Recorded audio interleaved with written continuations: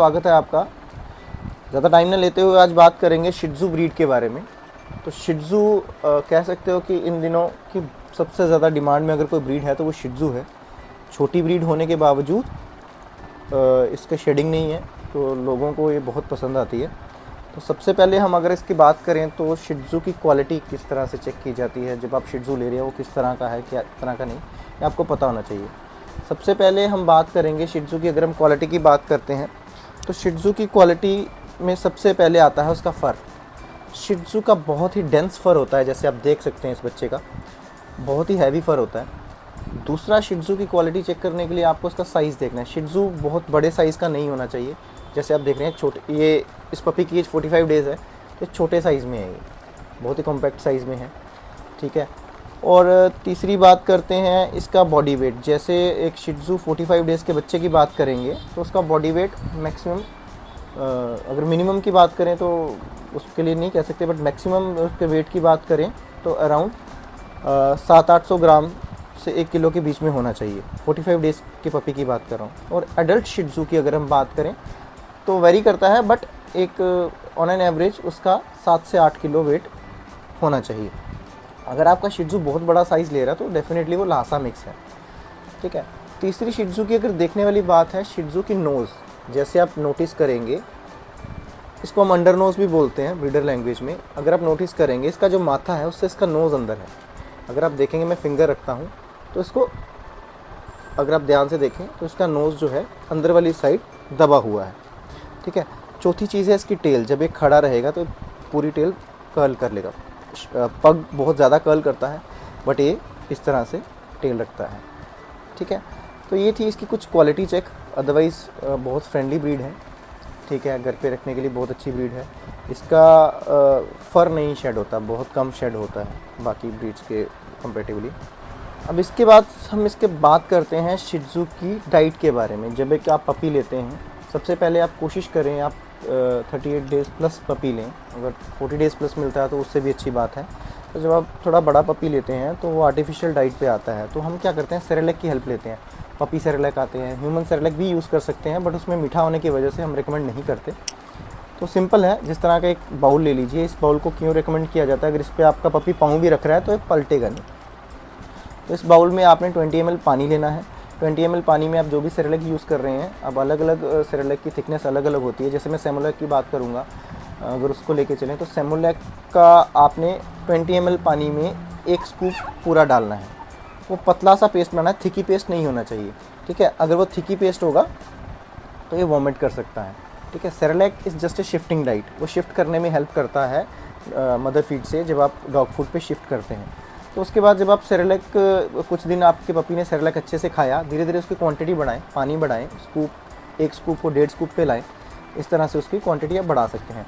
फिर आप कुछ दिन में उसको डॉग फूड पे शिफ्ट करेंगे। डॉग फूड पे इंट्रोडक्शन किस तरह कराया जाता है, डॉग फूड जो है ग्रेनुअल्स में आता है, दानेदार होता है। तो आप क्या करोगे, डॉग फूड को ज़्यादा नहीं, 1 कप निकाल लीजिए, मिक्सी में ग्राइंड कीजिए, उसका पाउडर बनाइए। तो जहाँ पे 1 स्कूप सेरेलैक डाल रहे हैं, आधा स्कूप डॉग फूड उसमें डाल दीजिए। फिर धीरे धीरे आप डॉग फूड की क्वांटिटी बढ़ाइए डे बाय डे। आज आधा स्कूप डाला है, कल पौना स्कूप डालिए, परसों पूरा स्कूप हो जाएगा। इस तरह से आप धीरे धीरे उसकी क्वांटिटी इंक्रीज़ करेंगे, एकदम से उसको डॉग फूड पे नहीं रखेंगे, ठीक है। तो इस तरह से आप शिट्ज़ू की डाइट का ख्याल रख सकते हैं। जो चीज़ें इसको नहीं देनी, वो दूध नहीं देना। अभी लोग दूध दे देते हैं, उनका डायरिया का इशू आता है, तो वो चीज़ें नहीं देनी है, दूध नहीं देनी है। उसके बाद इसको बहुत ज़्यादा नहलाना नहीं है, क्योंकि सूखेगा नहीं इतनी जल्दी से, तो उसके साथ आपको दिक्कत आ सकती है। ड्राई वॉश कीजिए डेली इसको। एंटीटिक स्प्रे कोई भी केमिकल वाली यूज़ नहीं करनी, कोशिश कीजिए जिसमें नीम हो वो यूज़ कीजिए। तो इस तरह से आप शिट्ज़ू को डाइट। नेक्स्ट बात करेंगे शिट्ज़ू की मेंटेनेंस के बारे में। बड़े सारे लोगों का क्वेश्चन रहता है कि इसको किस तरह की मेंटेनेंस चाहिए, किस तरह से क्या चाहिए। तो आप सिंपल देखेंगे, सबसे पहले हम इसकी बात करेंगे ग्रूमिंग के बारे में। शिट्ज़ू को आपको रेगुलरली ग्रूम करना है। ग्रूमिंग के साथ साथ जैसे इसको रेगुलर ब्रश चाहिए आपको। अगर आप बोलें हफ्ते में 1 बार ब्रश कर रहे हैं, वो सही नहीं है। आपको शिट्ज़ू को हर सेकंड डे मिनिमम ब्रशिंग करनी है। कोट के अगेंस्ट ब्रश करें, विद द लेयर ब्रश करें, इस तरह से इसको ब्रश करना है आपने। उसके बाद शिट्ज़ू की एक बहुत ज़रूरी चीज़, आपको खुद शिट्ज़ू पे सीज़र चलाने आने चाहिए। आपके शिट्ज़ू को ग्रूमिंग की आदत होनी चाहिए। जैसे बहुत ही एक्टिव ब्रीड है, तो जब ये बड़ा हो जाएगा, आप इसको ग्रूमिंग के लिए लेके जाएंगे तो ये अलाउ नहीं करते अपने फेस के इर्द गिर्द के बाल को काटना। तो जैसे आप देखेंगे इनकी बड़ी जल्दी ये बाल बढ़ जाते हैं। सबसे पहले जब ये खाना खाएंगे तो इनकी चिन गंदी हो जाती है नीचे से, तो रेगुलरली आपको इनको आदत डालनी है सीज़र की कि इस तरह से नीचे से इनके बाल ट्रिम किए जाएँ। दूसरी चीज़ अगर आप नोटिस करें तो इनकी आँखों के इर्द गिर्द बाल बढ़ जाते हैं, जो कि आँखों में चुभने लगते हैं और आँखों में गंदगी आना शुरू हो जाती है। तो उसमें आप क्या करेंगे, इस तरह से इसको हर हफ्ते कम से कम इसको आप ट्रिम करेंगे सीज़र की हेल्प से। तो जो चौथा इनका एरिया रहता है वो इनका पॉटी एरिया है। जैसे जब ये पपी रहेगा तो ये एरिया इनका गंदा हो जाता है, तो उसको भी आप सीज़र से कट करेंगे।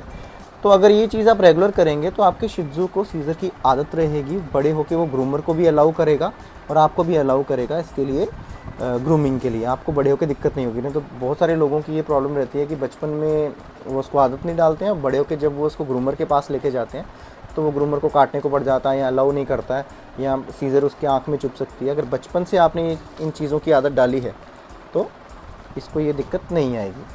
अब इसके बारे में हम बात करेंगे शिट्ज़ू की च्यूइंग हैबिट्स के बारे में। जैसे आप देख रहे हैं मेरे हाथ को बड़ी फोर्स से काट रहा है, इसको पता नहीं है कितनी फोर्स से काटना है कितना नहीं।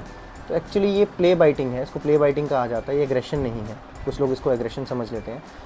जैसे जैसे इनके दांत आते हैं, इनको दांतों के इर्द गिर्द खारिश होती है तो उसमें ये काटना शुरू करते हैं, कोई ना कोई चीज़ चबाना शुरू करते हैं।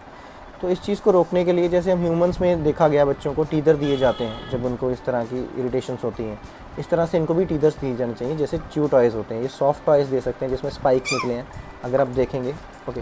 तो ये इन टॉयज़ के साथ खेलते हैं, ठीक है। इसको च्यू करेंगे, इनको सूदिंग इफेक्ट मिलेगा। उसके बाद कुछ देर के बाद जब ये बोर हो जाए, बड़े सारे लोगों का क्वेश्चन रहता है कि टॉय देते हैं बट ये खेलता नहीं है, तो कुछ देर खेलने के बाद इसके साथ बोर हो जाएगा। या तो आप इसके साथ खेलते रहिए, अगर आप नहीं टाइम दे पा रहे हैं तो इस तरह से कुछ प्रोडक्ट आते हैं, हम किसी भी प्रोडक्ट का नाम नहीं ले रहे हैं, जैसे पीनट बटर आता है डॉग का, ठीक है, स्पेशली डॉग्स के लिए आता है। तो इसको आप इस पर अप्लाई कर दें तो टेस्ट में उसके साथ काफ़ी देर तक खेलता रहेगा, जिससे आपके चप्पल शूज़ ये सब बच जाएंगे। इसी तरह से कुछ कंपनी आती है जिनकी मिल्क बोन आती हैं, आप मिल्क बोन यूज़ कर सकते हैं। तो वो इसको दिन में 2 से 3 दीजिए, इसको थोड़ा सूदिंग इफेक्ट मिलेगा। तो इन चीज़ों से आपका डॉग की जो च्यूइंग हैबिट्स है उसमें फ़र्क पड़ सकता है। और उसके बाद अगर आप देना चाहें तो फ्रूट दे सकते हैं, आप इसको खीरा काट के दे सकते हैं, उसमें फ्रूट दे सकते हैं, एप्पल दे सकते हैं, उससे भी इनको काफ़ी सूदिंग इफेक्ट मिलता है। तो अगर आप इन चीज़ों पे काम करते रहें तो डेफ़िनेटली इसमें आपको फ़र्क दिखेगा। बट कुछ लोगों का यही इशू रहता है, वो अपना हाथ आगे कर देते हैं, तो वो चीज़ मना करनी है, उसको हाथ में हाथ च्यू करना, उसको कंटिन्यूसली मना कीजिए। तो डेफ़िनेटली आपके पपी में कुछ ही दिन में आपको फ़र्क दिखना शुरू हो जाएगा। जैसे आप देख रहे हैं ये इस टॉय के साथ बिज़ी है, ठीक है। तो इस तरह से आप अपनी शिट्ज़ू की जो च्यूइंग हैबिट्स हैं उस पर काम कर सकते हैं। अगली वीडियो के लिए आपको मिलेंगे थोड़ी देर में नेक्स्ट वीडियो में। नमस्कार।